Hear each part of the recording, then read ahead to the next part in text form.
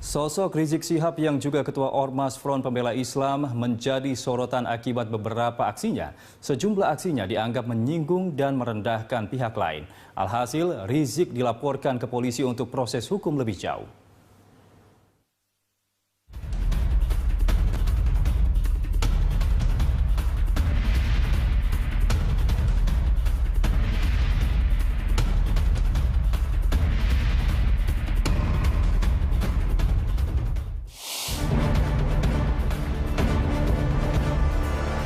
Dalam 3 bulan terakhir, ada sejumlah laporan yang dilayangkan terhadap pemimpin FPI Rizik Syihab. Rizik dilaporkan atas berbagai tuduhan, mulai dari dugaan melecehkan lambang negara, dugaan penistaan agama, hingga dianggap menghina anggota Hansip. Kasus pertama yang menjerat Rizik adalah dugaan melecehkan Pancasila. Pada 27 Oktober 2016, Putri Presiden pertama Republik Indonesia Soekarno, Sukmawati Soekarno Putri, menyambangi Barreskrim Polri setelah melihat ceramah Rizik di Bandung yang diunggah di YouTube.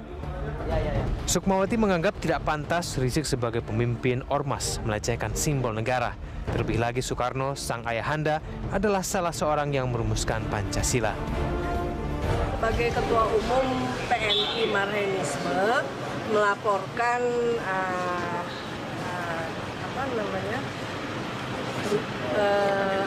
Rizik, Ketua FPI, kepada Barreskrim perihal penodaan terhadap lambang dan dasar negara Pancasila, serta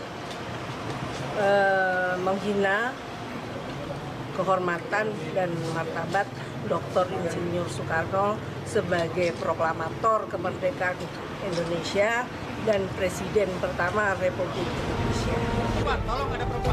Laporan tersebut kemudian dilimpahkan ke Polda Jawa Barat. Rizik sendiri telah dimintai keterangan oleh penyidik Polda Jawa Barat. Usai diperiksa selama 7 jam di Polda Jawa Barat, Rizik Syihab menganggap tuduhan penghinaan lambang negara yang dilaporkan Sukmawati hanyalah salah pemahaman. Rizik mengancam jika Sukmawati tidak menyadari akan kesalahpahamannya, ia akan melaporkan balik Sukmawati.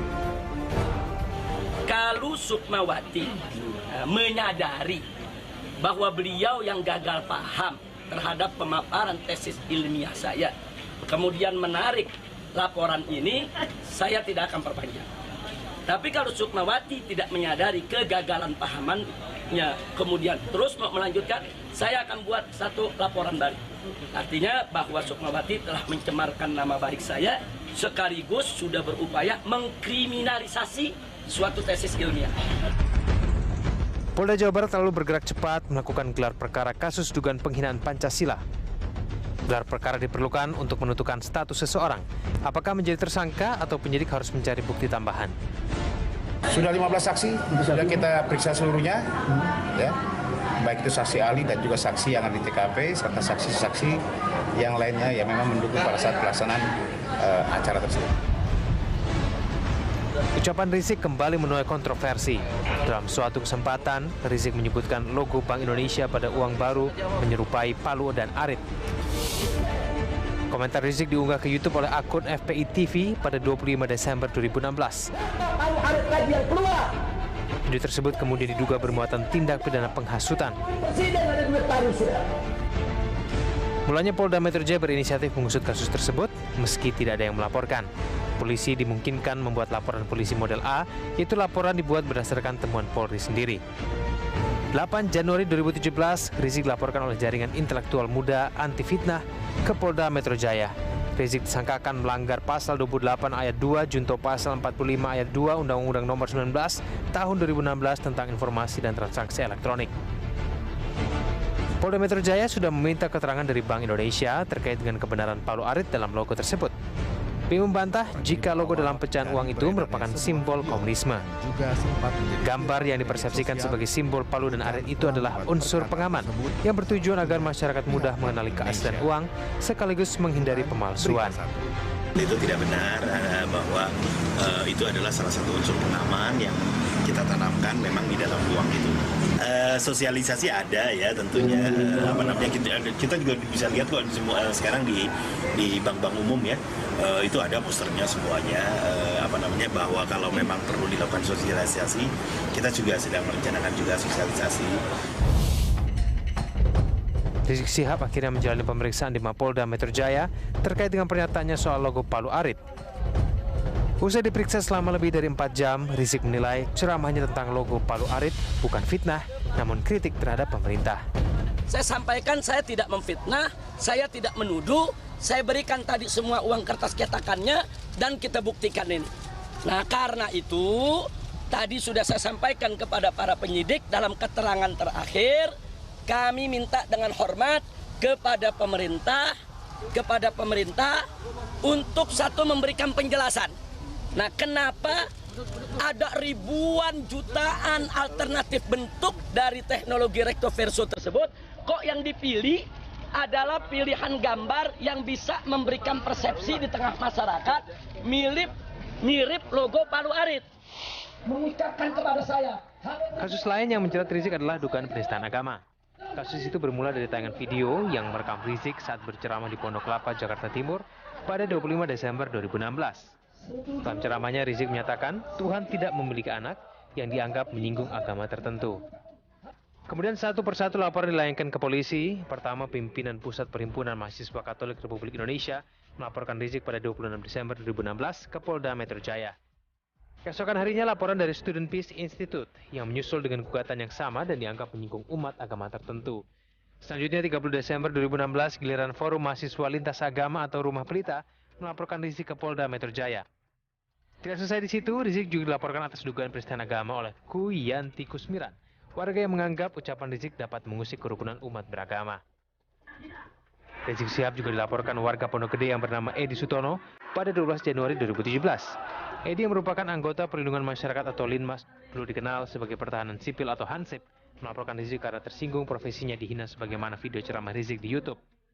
Dalam video itu, Rizik juga menyebutkan Kapolda Metro Jaya berotak Hansip. Pangkat Jenderal otak Hansip. Dalam laporan itu, Rizik dianggap melanggar pasal 28 ayat 2 junto pasal 45 ayat 2 Undang-Undang Nomor 19 Tahun 2016 tentang informasi dan transaksi elektronik. Sementara terkait dengan unsur penghinaan dalam pernyataan Rizik, Kapolri menyebutkan Hansip merupakan bagian dari sistem pertahanan dan ketahanan yang diatur undang-undang. Ada yang merasa tidak nyaman, merasa dicemarkan, nama baik direndahkan karena dianggap misalnya Hansip dianggap otaknya lebih rendah atau mungkin lebih dianggap low class, yang merendahkan mereka dan mereka kemudian membuat laporan. Ya kita juga nggak bisa tolak. Ingat, Hansip ada di mana-mana seluruh Indonesia. Hak mereka juga kalau mereka bisa diperlakukan rendah. Banyak Hansip-Hansip juga yang saya kira memiliki pendidikan tinggi. Ada juga yang sarjana, ada yang volunteer menjadi Hansip, ada juga yang sarjana ya. Itu mereka otaknya nggak bodoh-bodoh amat gitu ya. Dan mereka juga sekali lagi tidak bolehlah, itu saudara kita, jangan sampai kita melakukan komentar yang membuat seolah-olah mereka menjadi lebih rendah daripada yang lain. Seakan tidak terbendung, kasus hukum yang menjerat Rizik Syihab berganti. Ratusan orang dari berbagai ormas di Jawa Barat menggelar unjuk rasa di depan markas Polda Jawa Barat. Mereka menuntut Rizik diproses secara hukum karena melecehkan simbol budaya Sunda dan juga simbol negara. Pasalnya, Rizik secara sengaja memplesetkan kata salam khas Sunda, sampurasun, menjadi campuracun dan mengganti arti Pancasila menjadi Pancagila.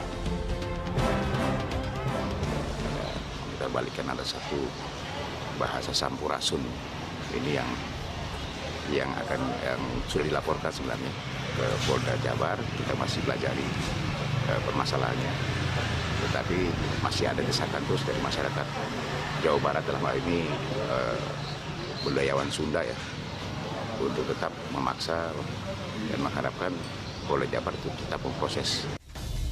Terakhir, Rizik dilaporkan terkait dengan kasus tanah di Megamendung Bogor. Rizik dianggap melakukan penyerobotan tanah negara.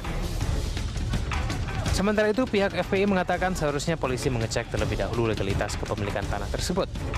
Menurut FPI, tanah negara yang disebut oleh Kapolda Jabar adalah pesantren yang didirikan oleh Rizik Syihab, di mana legalitas sudah tercatat di Badan Hukum. Dari semua laporan itu, kasus hukum yang melibatkan Rizik tetap diproses sesuai dengan prosedur hukum yang berlaku. Kendati demikian, Polri tidak menutup kemungkinan kasus akan diberhentikan jika pelapor mencabut laporannya. Polisi tidak akan mendorong penyelesaian secara kekeluargaan seperti yang diinginkan Rizik. Pasalnya, cara tersebut hanya dilakukan atas inisiatif kedua belah pihak yang berperkara.